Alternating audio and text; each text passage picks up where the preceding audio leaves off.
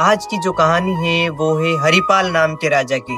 ये जो राजा थे इनके बारे में बहुत कम लोगों ने सुना है और ये एक सच्ची घटना पर भी आधारित है। तो हरिपाल जी थे वो ठाकुर जी के बहुत बड़े भक्त थे। हरिपाल जी नित्य ठाकुर जी की सेवा करते, दिन भर निर्धन लोगों की मदद करते और उनकी सबसे बड़ी बात तो ये थी कि वे नित्य 1000 संतों को भोजन कराते थे। भोजन के बाद में उनको दान दक्षिणा भी देते थे और फिर वे ये सब खुद नहीं कमाते थे। उनकी कुछ भी कमाई नहीं थी, वह ना लोगों से कर लेते थे, ना उनका धंधा पानी था। उनके बाप दादों ने जो भी कमा रखा था उनके पिताजी ने, वह उन सब लोगों को बांटते थे। तो एक बार क्या होता है कि एक राजा ने स्वयंवर रचा। उस स्वयंवर में सब देशों के राजाओं को बुलाया। हरिपाल जी भी उस सभा में गए। उस सभा में राजा ने यह शर्त रखी कि मेरी पुत्री से वही राजा विवाह करेगा जो नित्य 1000 संतों को भोजन कराता हो।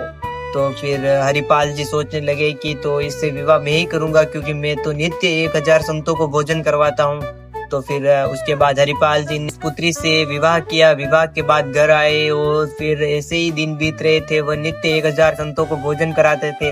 फिर धीरे धीरे उस राजा के खजाने खाली होने लगे। ऐसे में उनके 1000 संतों को भोजन कराना मुश्किल हो रहा था। धीरे धीरे हरिपाल के खजाने खाली होने लगे। खजाने खाली होने के बाद हरिपाल ने बहुत ही बुरा रास्ता अपनाया, चोरी का। वह चोरी करता था, दिन रात लोगों के घर लूटता था। नकली बेस में, राजा के बेस में तो वह भोजन करवाता था सभी संतों को।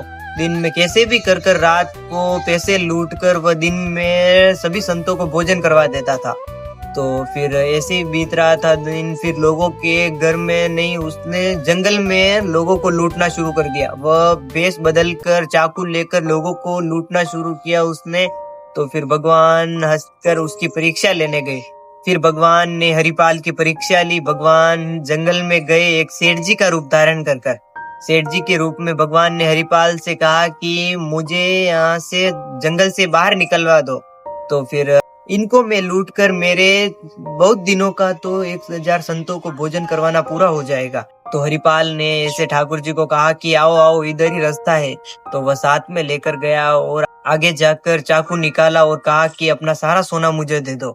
तो फिर भगवान को चाकू बताया और भगवान ने सब सोना उसे दे दिया और फिर अपने असली रूप में आए। फिर हरिपाल ने भगवान को देखा और उनके चरणों में गिर गया और रोने लगा और बोलने लगा कि भगवान मैं क्या करता, इसके सिवा मेरे पास कुछ नहीं बचा था अपना वचन पूरा करने के लिए। संतों की नित्य सेवा मैंने वचन दिया था। इस प्रकार हरिपाल की भक्ति से, उसके संतों की सेवा से भगवान प्रसन्न होकर हरिपाल को दर्शन दिए भगवान ने।